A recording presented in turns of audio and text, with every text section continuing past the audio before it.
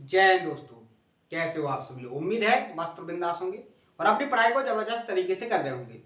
अपना जो पैरेललोग्राम का कॉन्सेप्ट था, लास्ट का बहुत ही इंपॉर्टेंट कॉन्सेप्ट मैंने आपको बहुत अच्छे से समझाने की कोशिश की थी।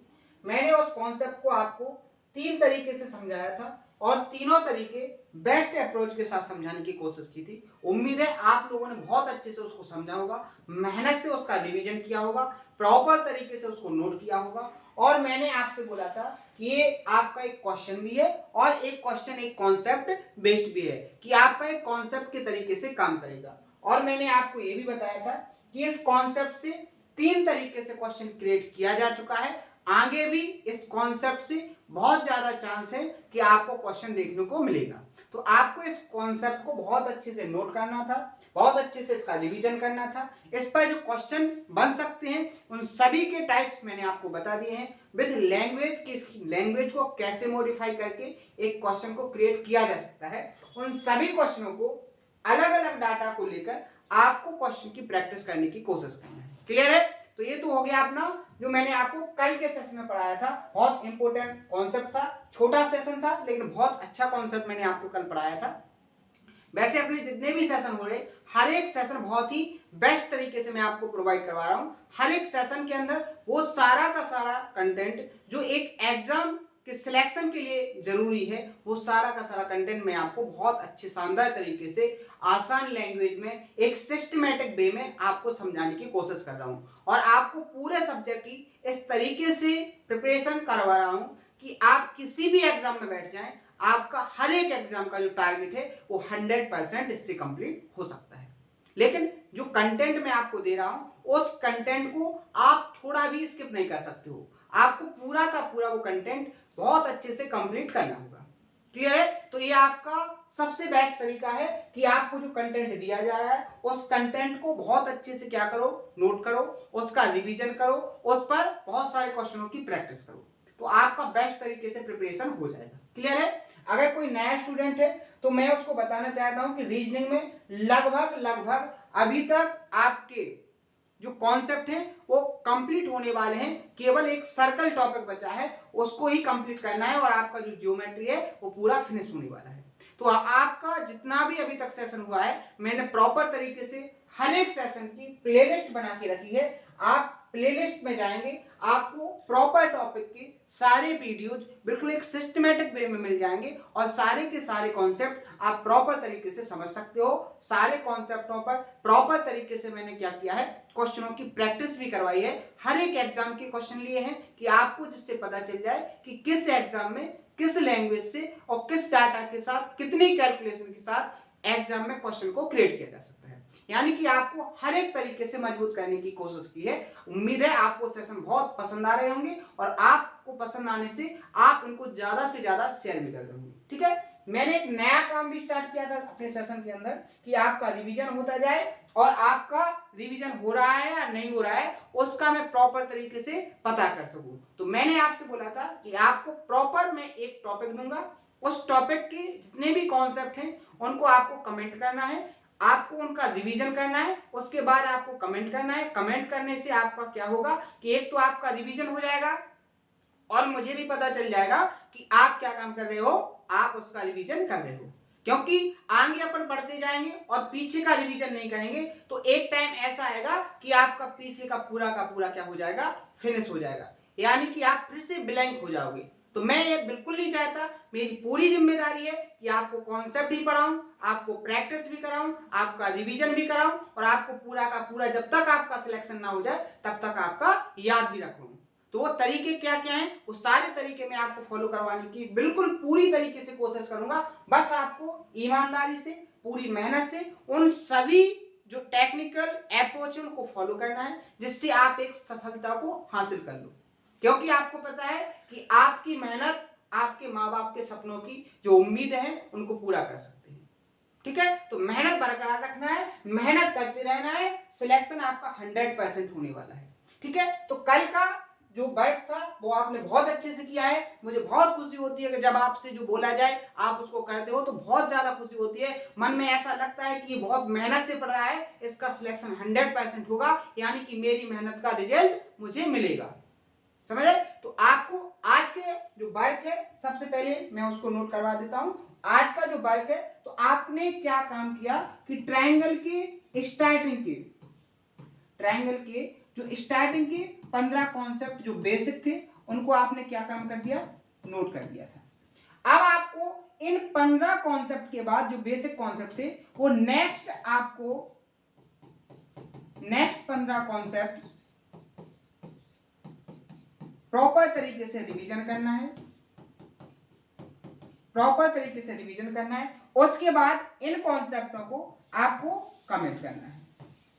क्या करना है? कमेंट करना है। और कमेंट कैसे करना है उसकी प्रोसेस को भी आपको ध्यान से देखना है। जैसे आपने ट्रायंगल के एरिया का आपने कॉन्सेप्ट लिखा, तो आपको ऐसे लिखना है ट्रायंगल का एरिया इक्वल क्या हो जाएगा। अब ट्रायंगल के एरिया के फॉर्मूले बहुत सारे हैं, तो आप कोई मान के चलो आप बेस और हाइट को लेकर एरिया का फॉर्मूला बना रहे हैं किसके, ट्रायंगल का। तो क्या हो जाएगा 1/2 बेस इंटू क्या हो जाएगा, हाइट। तो ऐसे आप लिखोगे और इसको कमेंट कर दोगे। उसके बाद ये आपका हो गया पहला कॉन्सेप्ट, उसके बाद इसको कमेंट कर दोगे, उसके बाद फिर से दूसरा टाइप करोगे कमेंट और दूसरा कॉन्सेप्ट लिखोगे।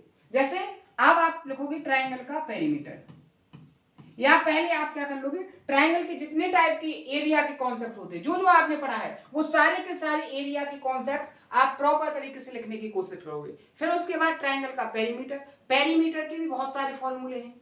जब ट्रायंगल के टाइप बदलेंगे तो उनके क्या होते हैं, आपके पेरीमीटर के फॉर्मूले चेंज हो जाते हैं। तो आप एरिया फिर पेरीमीटर फिर उनसे कोई मिसलेनियस कॉन्सेप्ट बनेगा, ऐसे आपके 15 कॉन्सेप्ट हो जाएंगे। तो इनको आपको अलग अलग कमेंट करना है। क्या करना है, अलग अलग आपको कमेंट करना है। उम्मीद है आपको समझ में आ गई होगी प्रोसेस, ठीक है। अब अपन बढ़ते हैं अपने कॉन्सेप्चुअली क्वेश्चन पर। क्वेश्चन बहुत इंपॉर्टेंट है, कॉन्सेप्चुअली क्वेश्चन है। आपको कॉन्सेप्ट आएगा तो आप इस क्वेश्चन को बिना कुछ कैलकुलेट किए आसानी से इसको सॉल्व करोगे। अभी आप यहां पर देखोगे और इससे बहुत सारे टाइप बल्कि क्वेश्चन पूछा जा चुका है और आगे भी क्वेश्चन पूछने जाने के पूरे चांस हैं। तो सबसे पहले अपन क्वेश्चन को देखेंगे क्या बोला गया है।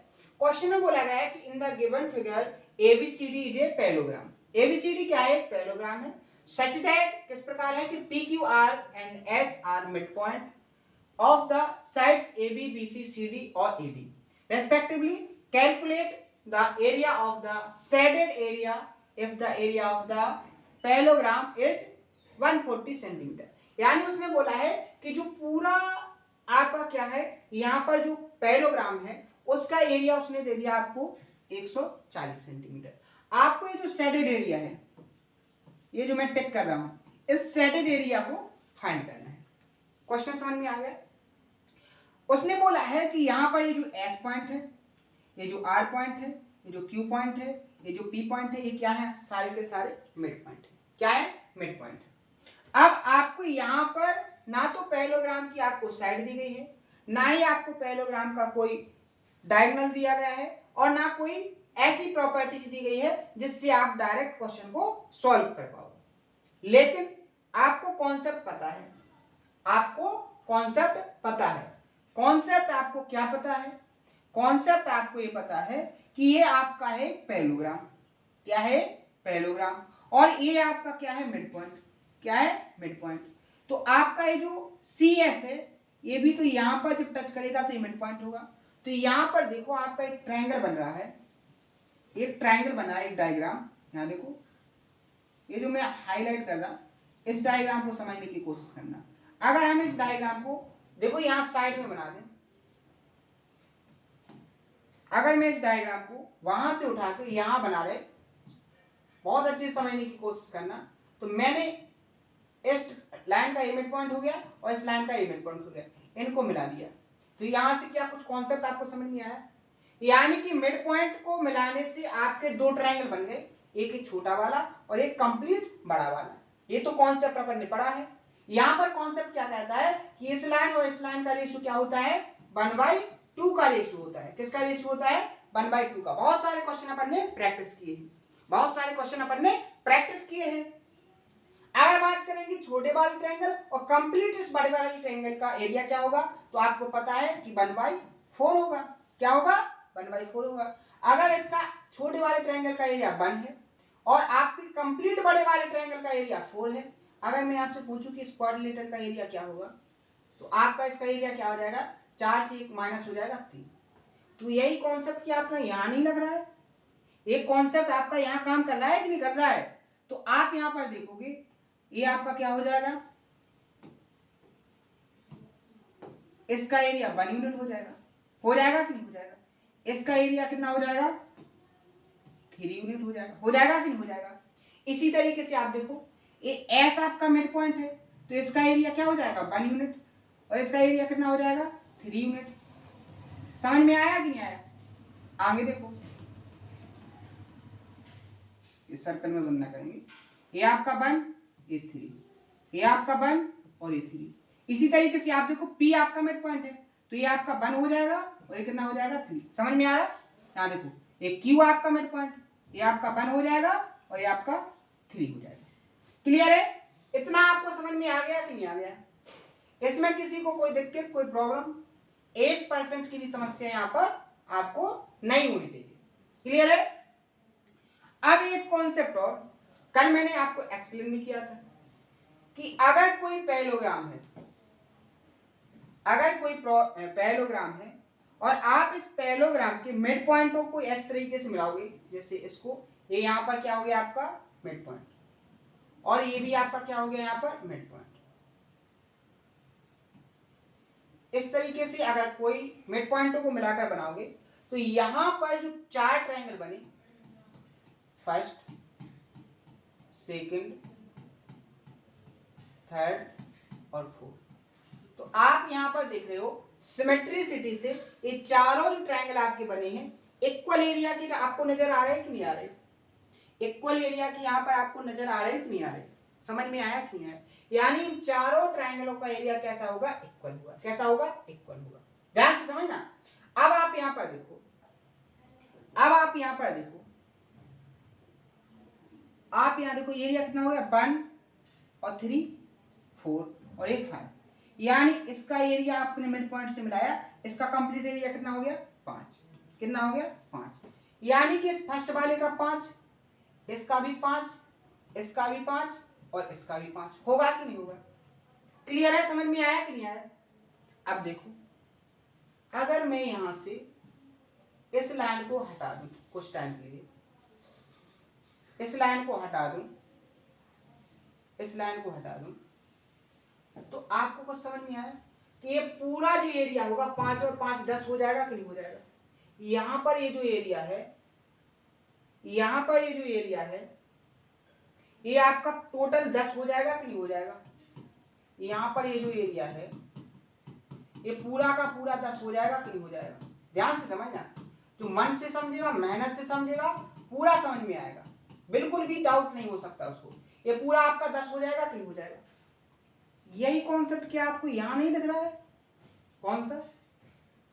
देखो इसको, यहां पर ये मिड पॉइंट वाली लाइन और ये भी मिड पॉइंट वाली लाइन, तो ये कंप्लीट जो एरिया होगा ये आपका पूरा 10 होना चाहिए कि नहीं होना चाहिए? यहां पर ये पूरा का पूरा आपका 10 होना चाहिए कि नहीं होना चाहिए? ये जो एरिया है ये पूरा 10 होना चाहिए कि नहीं होना चाहिए? होगा कि नहीं होगा? अब आप यहां पर बताओ, ये पूरा 10 है, क्या है? ये पूरा 10 है। अगर ये 3 और ये 3, तो ये क्या हो गया आपका, ये 3 और ये 3, तो ये कितना बचेगा, 4 बचेगा कि नहीं? 3 और 3 6, टोटल 10 है। 10 में से 6 चला जाएगा तो क्या बचेगा आपका, 4 बचेगा कि नहीं बचेगा?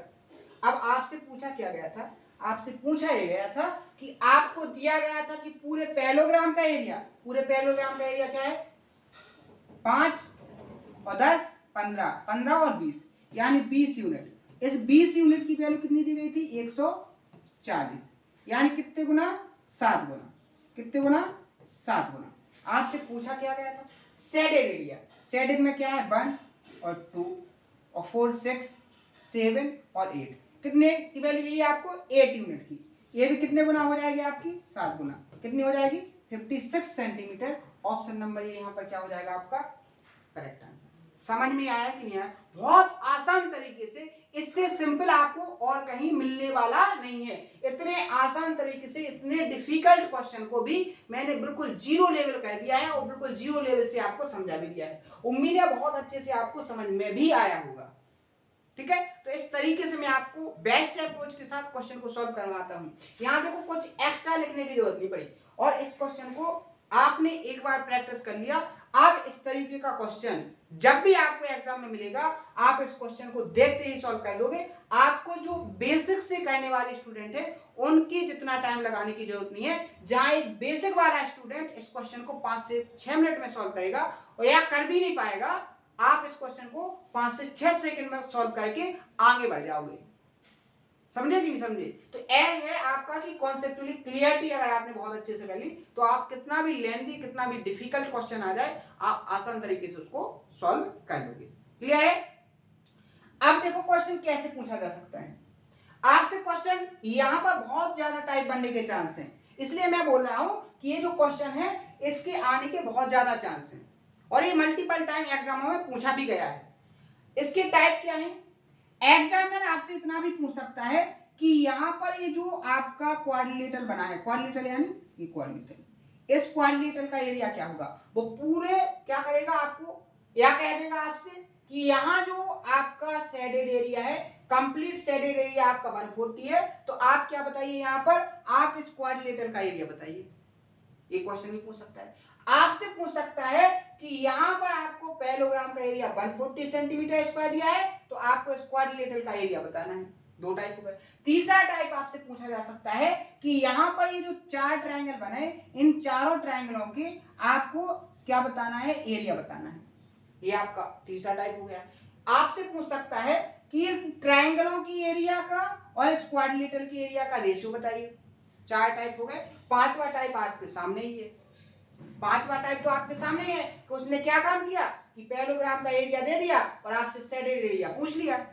ये आपके 5 टाइप बन गए कि नहीं बन गए? तो इस तरीके से 5 टाइप तो आपके केवल डायग्राम से बन गए और 5 टाइप बनेंगे आपकी लैंग्वेज से और 5 टाइप बनेंगे आपकी कैलकुलेटिव डाटा से। 15 टाइप से क्वेश्चन पूछा जा सकता है। तो आपको बहुत अच्छे से इसको प्रैक्टिस करके जाना है, क्योंकि इसके बहुत ज्यादा चांस होते हैं। जब ऐसे क्वेश्चन होते हैं तो एग्जामिनर जरूर इनको रिपीट करता है, केवल डायग्राम को पूछने का तरीका चेंज करेगा, लेकिन कॉन्सेप्ट आपका यही रहेगा।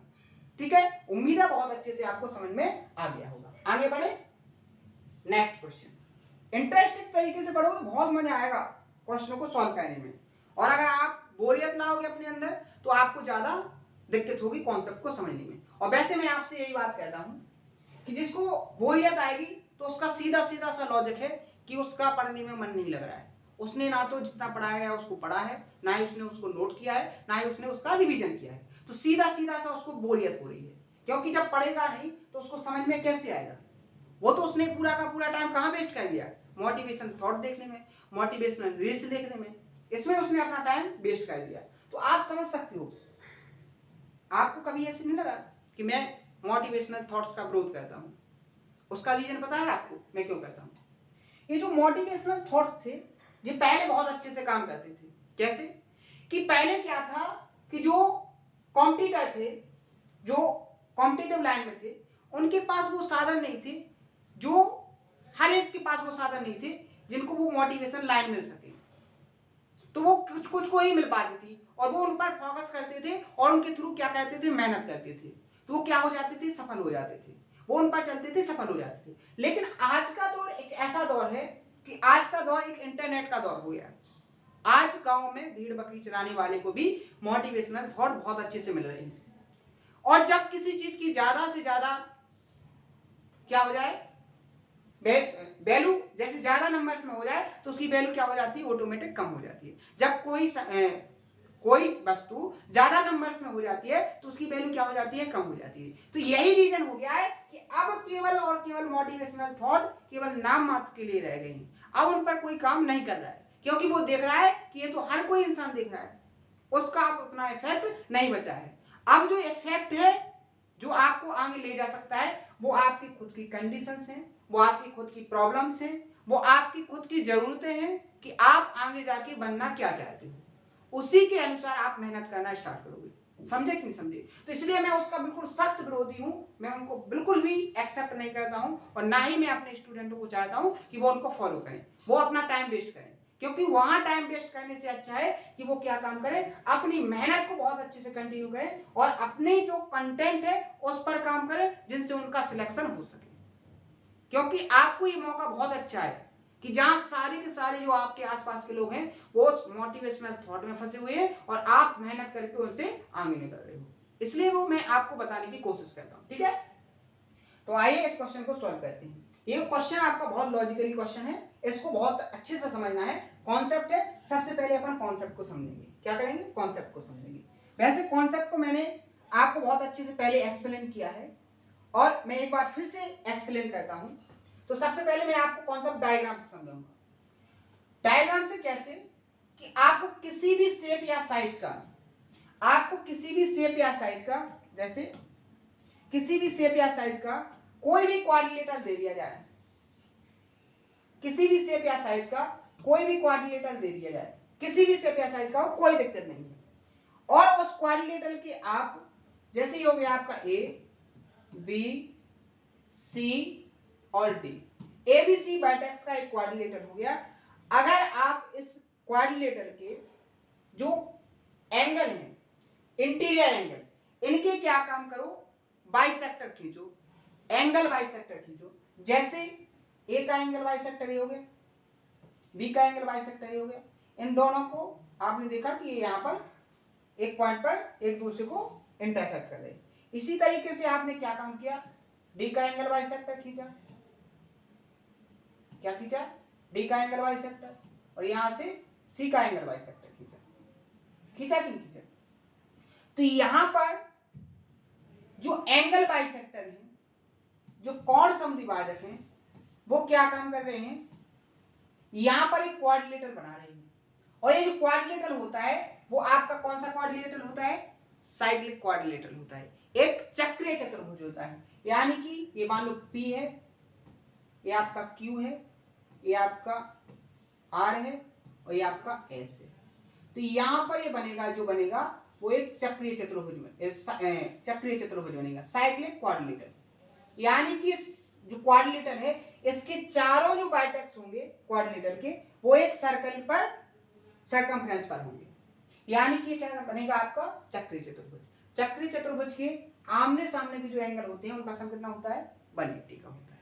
ये आपका फर्स्ट कॉन्सेप्ट हो गया और बहुत अच्छे से मैंने इसको एक्सप्लेन भी किया है और मैंने इसको क्या बताया था, इस पर बहुत सारे क्वेश्चन भी अलग अलग लैंग्वेज के साथ आपको प्रैक्टिस करवाए थे। ये तो हो गया आपका एनी ट्रायंगल के लिए। और यहां पर अगर आप थ्योरी लिखना चाहो तो आप लिख सकते हो, क्या हिंदी में लिख दूं कि किसी भी क्वाड्रिलेटरल, किसी भी क्वाड्रिलेटरल, किसी भी क्वाड्रिलेटरल के एंगल बाइसेक्टर, एंगल बाइसेक्टर, किसी भी क्वाड्रिलेटरल के एंगल बाइसेक्टर को खींचने पर वो हमेशा एक क्या बनाते हैं, साइक्लिक क्वाड्रिलेटरल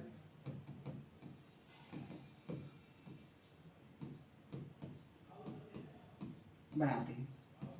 तो आपसे थ्योरी के फॉर्म में भी क्वेश्चन पूछा जा सकता है कि एक क्वाड्रिलेटरल है, क्वाड्रिलेटरल के एंगल बाइसेक्टर खींचे गए हैं, तो वहां पर एक क्वाड्रिलेटरल बनाया गया है, उस क्वाड्रिलेटरल का शेप कैसा होगा, रोम्बस होगा, पैरेललोग्राम होगा, रेक्टेंगल होगा या साइक्लिक क्वाड्रिलेटरल होगा। तो कुछ हो या ना हो, लेकिन अगर साइक्लिक क्वाड्रिलेटरल आ गया तो वहां पर आपके पास साइक्लिक क्वाड्रिलेटरल को टिक करोगे और आगे बढ़ जाओगे। क्लियर है? समझ में आ गया कि नहीं आ गया? कोई समस्या तो नहीं? अब अपन देखेंगे जो अपन से क्वेश्चन पूछा गया उस कॉन्सेप्ट पर, कि अगर आपको जो क्वाड्रिलेटरल है वो फिक्स दे दिया जाए, क्या दे दिया जाए, फिक्स दे दिया जाए, तो यहां पर जैसे आपको दे दिया जाए एक पैरेललोग्राम, और आप इस पैरेललोग्राम के क्या खींचो, एंगल बाइसेक्टर खींचते हो। क्या खींचते हो? एंगल बाइसेक्टर खींचते हो। क्या खींचते हो? एंगल बाइसेक्टर खींचते हो। तो यहां पर आपको एक अलग ही कॉन्सेप्ट मिलेगा, यहां पर आपको एक अलग ही कॉन्सेप्ट मिलेगा। वो कॉन्सेप्ट क्या होगा उसको देखते हैं अपन।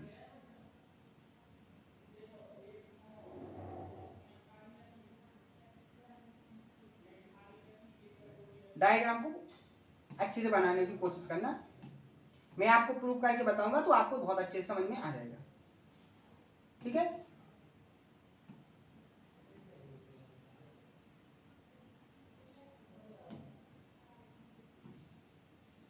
सॉरी, यहां से देखो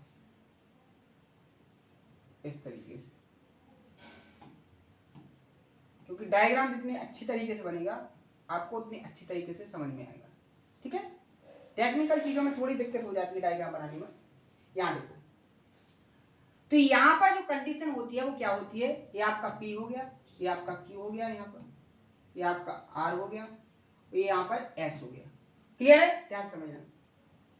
तो यहां पर अगर आप किसी पैरेललोग्राम के एंगल बाइसेक्टर खींचते हो तो ये आपका चक्रीय चतुर्भुज तो बनेगा बनेगा, उसके साथ आपका जो क्वाड्रिलेटरल होगा वो क्या होगा? आपका रेक्टेंगल, यानी कि ये साइक्लिक रेक्टेंगल बनेगा। ये जो बनेगा ये आपका क्या बनेगा?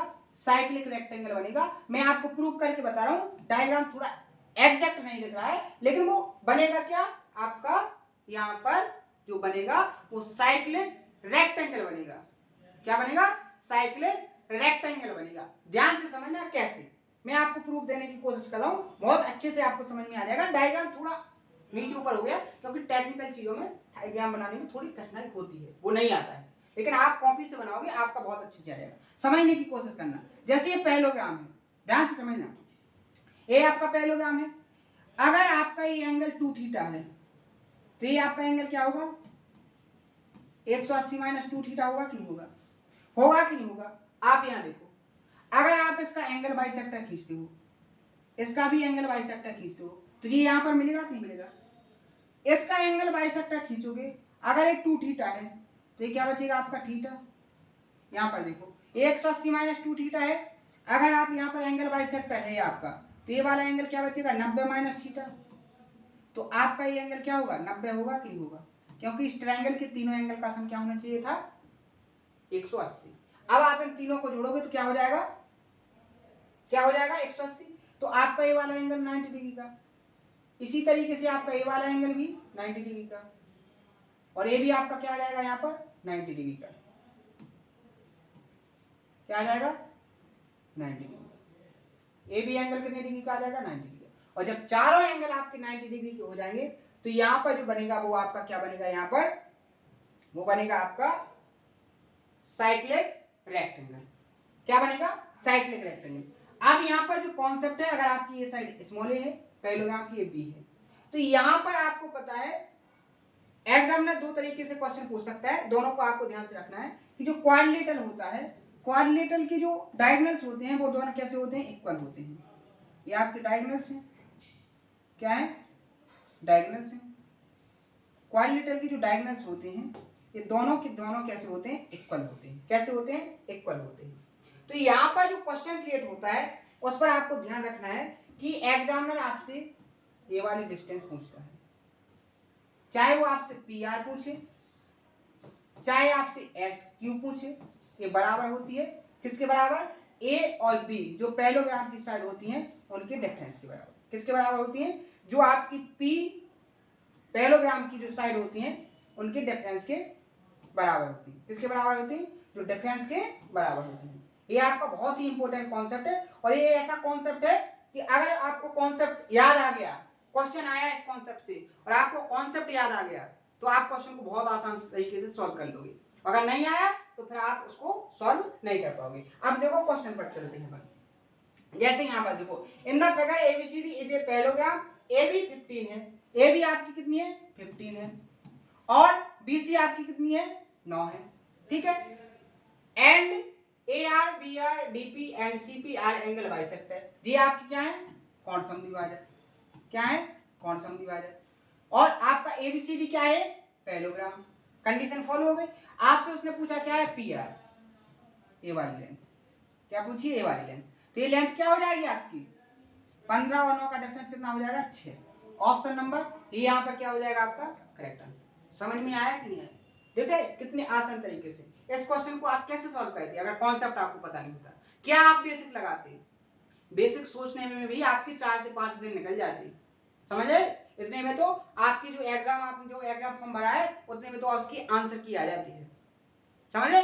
तो ऐसे ध्यान से पढ़ो, मेहनत से पढ़ो, हर एक कॉन्सेप्ट में बहुत अच्छे से समझाने की कोशिश करता हूँ। देखो पहले मैंने क्या समझाया, जो आपका कॉन्सेप्ट तो ये था, मैं डायरेक्ट इसको समझा सकता था, मुझे इतनी मेहनत करने की जरूरत क्या थी कि मैं इसको समझाऊं, मैं इसको क्यों समझाता, इससे क्या मुझे कोई बेनिफिट है, क्या आपका ये क्वेश्चन से रिलेटेड था? लेकिन मैंने आपको क्या समझाया कि आपको यहां से समझ में आएगा, आपको यहां से समझ में आएगा, ये समझाने के बाद मैंने इसको समझाया है, क्योंकि पहले तो आपको वो वाली चीज क्लियर होनी चाहिए कि ये है क्या, बनता क्या है। अगर आप किसी भी क्वाड्रिलेटरल के एंगल बाइसेक्टर खींचते हो तो आखिरकार बनेगा क्या, तो बनेगा क्या आपका यहाँ पर साइक्लिक क्वाड्रिलेटरल। लेकिन फिर उसके बाद अगर आपको क्वाड्रिलेटरल प्रॉपर तरीके से दे दिया जाए, जैसे आपको यहाँ पर दे दिया पैरेललोग्राम, पैरेललोग्राम दे दिया, तो यहाँ पर जब एंगल बाइसेक्टर खींचोगे तो आपका क्या बनेगा, यहाँ साइक्लिक क्वाड्रिलेटरल तो बनेगा, लेकिन वो क्वाड्रिलेटरल का टाइप क्या बन जाएगा, साइक्लिक रेक्टेंगल, यानी कि चक्रीय आयत बनेगा। यहाँ पर क्या बनेगा, चक्रीय आयत बनेगा। ध्यान से समझो क्या बनेगा, चक्रीय आयत। यहाँ पर उसके डायगोनल की वैल्यू पूछी गई है, और एक स्क्वायर के जो डायगोनल होते हैं वो कैसे होते हैं, इक्वल होते हैं। अब चाहे तो आपसे पीआर की लेंथ पूछ ले, चाहे वो आपसे एसक्यू की लेंथ पूछ ले, ये दोनों क्या होगी, जो आपका पैरेललोग्राम है उनकी साइड्स का डिफरेंस का मतलब क्या होता है कि जो बड़ी वाली साइड होती है उसमें से छोटी वाली साइड को आपको क्या करना है, माइनस करना है। क्लियर है, समझ में आ गया?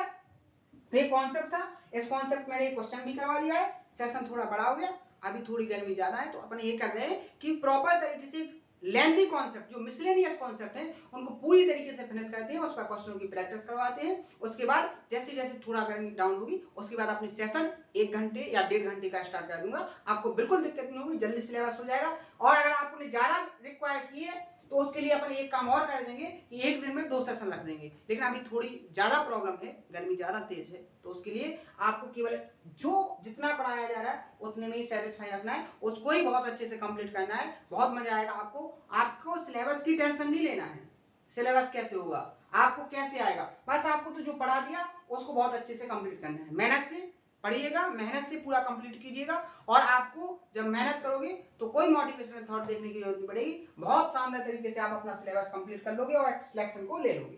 तो आज का बैठ तो आपको ध्यान होगा, बैठ में क्या है, नेक्स्ट 15 कॉन्सेप्ट, किसके, ट्रायंगल के, किसके, ट्रायंगल के। करना क्या है, रिवीजन, करना क्या है, रिवीजन, देन क्या करना है आपको, कमेंट, क्या करना है, कमेंट, क्या करना है, कमेंट। ठीक है, समझ में आ गया, डन कर लोगे, ये आपको काम डेली का डेली करना है, इतना काम करोगे बहुत शानदार तरीके से आपका रिजल्ट आएगा। तो ये आपके कॉन्सेप्ट थे, कॉन्सेप्ट का क्वेश्चन हो गए अपने, अब अपन बढ़ेंगे कल यहाँ से आगे, आगे की जो कॉन्सेप्ट होंगे उनको सीखेंगे प्रॉपर तरीके से, फिर अपन क्वेश्चनों की प्रैक्टिस करेंगे। ठीक है, शानदार तरीके से सेशन अपने चल रहे हैं, आगे भी इस तरीके से चलेंगे। अगर कोई डाउट हो तो उसको कमेंट बॉक्स में बताएं, सारे डाउट आपके क्लियर किए जाएंगे, कोई भी डाउट नहीं रखा जाएगा। और आपको एक क्वेश्चन में और देने का मन कर रहा है, मेरा एक क्वेश्चन देने का और मन कर रहा है। आप लोग सर्च करना कि जो नेचुरल नंबर होते हैं, जो नेचुरल नंबर होते हैं, आपको जो अभी तक पढ़ाया गया था, बहुत सिंपल क्वेश्चन है, जो नेचुरल नंबर होते हैं, क्या नेचुरल नंबर में डेसिमल वाले नंबर, डेसिमल वाले नंबर, या आप कह सकते हो दशमलव नंबर, दशमलव वाली जो संख्या होती है वो इसमें शामिल होती हैं क्या?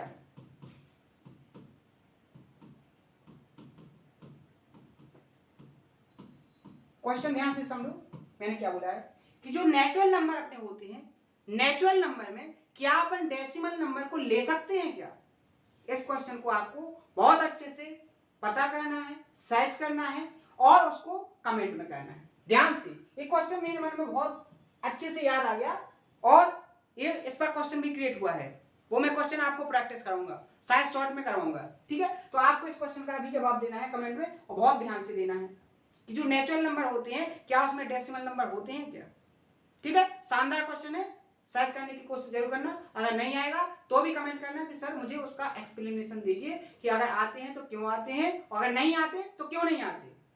मैं बहुत अच्छे से इसका एक्सप्लेनेशन दूंगा, आपको शानदार तरीके से समझ में आएगा। लेकिन आप लोगों को खुद से सर्च करने की कोशिश करना है, क्योंकि ये मैंने आपको एक वर्क के फॉर्म पे दिया है, तो आप इसको सर्च करोगे। जब नहीं आएगा तब भी आपको कमेंट करना है कि सर मुझे नहीं आया, मैं उसको फिर से एक्सप्लेन करूंगा, पूरी शानदार तरीके से बताऊंगा। जब क्वेश्चन दिया है तो एक्सप्लेनेशन भी बहुत बेहतर तरीके से दूंगा, जितने बेहतर क्वेश्चन है उतने बेहतर तरीके से आपको सॉल्यूशन भी दूंगा। ठीक है, तो आज के लिए इतना ही, मिलते हैं नेक्स्ट सेशन में। अगर सेशन पसंद आ रहे हो तो इसको ज्यादा से ज्यादा शेयर करना है। आपका सपोर्ट मुझे बहुत मोटिवेट करता है। अगर आपने बहुत अच्छे सपोर्ट किया तो इतना अच्छा कंटेंट लेके आऊंगा कि आपको सिलेक्शन लेने में कभी दिक्कत नहीं होगी, आपको खुद पता नहीं चलेगा कि मैंने सिलेक्शन कब ले लिया। ठीक है, तो मोटिवेशन आप अपना बना के रखोगे और मेरा, तो अपन बहुत जल्दी सफल हो जाएंगे और आगे के लिए बहुत अच्छे से अपनी तैयारी करेंगे। ठीक है, तो आज के लिए इतना ही, मिलते हैं नेक्स्ट सेशन में इसी जोश और उम्मीद के साथ। थैंक यू, धन्यवाद।